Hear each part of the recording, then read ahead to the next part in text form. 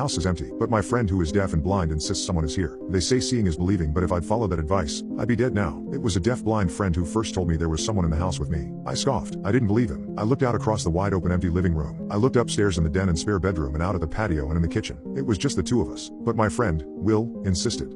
While he was sitting on the base of the stairs, tracing his fingers along the ornate sculpted banister, I went upstairs to grab something from the den. He felt another set of footsteps on the stairs after mine. Following me up, he told me afterward in sign language when we sat down at the table for tea. Then he asked me who else was here. I chuckled, my fingers tickling his leg in laughter, and told him he must have imagined it, but he claimed he could smell them. When I asked him to describe the smell, he said it smelled bad, a sort of garbage smell, someone who needed a bath or hung out in the trash. Maybe my trash needed to go out, I said, and insisted it was just us. Are you sure?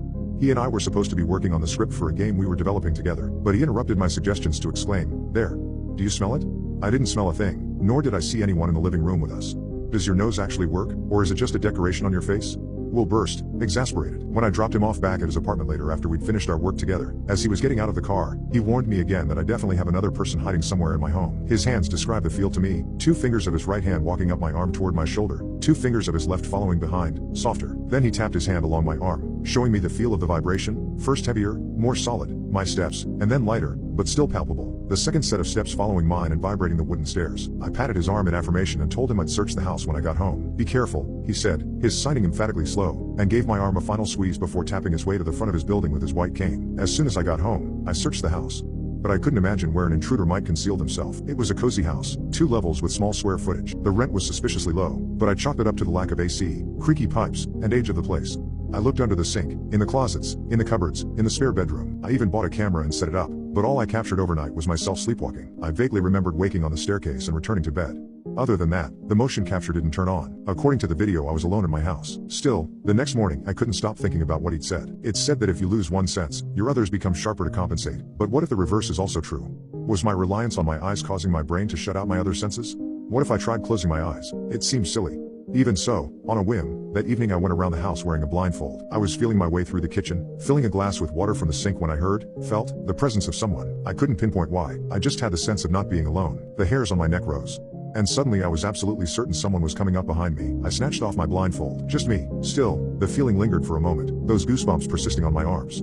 I put the blindfold back on and puttered around in the kitchen for a while. It was then I noticed the smell. Like rotten meat, like unwashed flesh, spoiled in awful land. It was so faint, just wafting occasionally. The hairs on the nape of my neck stood up. I went upstairs, trying to follow the smell, but I lost it almost immediately when I went into my den. I came back downstairs, my fingers lightly tracing the wall. Thud, thud, thud. I stopped, because I felt footsteps behind me. Felt the soft reverberation on the wooden staircase, just a beat after my own. It was just like Will had described to me. Someone was here, right behind me. I felt cold breath on my ear. I tore off the blindfold and whirled around. The staircase was empty. That night, as I lay in bed, I had trouble drifting to sleep. I was afraid of what might happen overnight.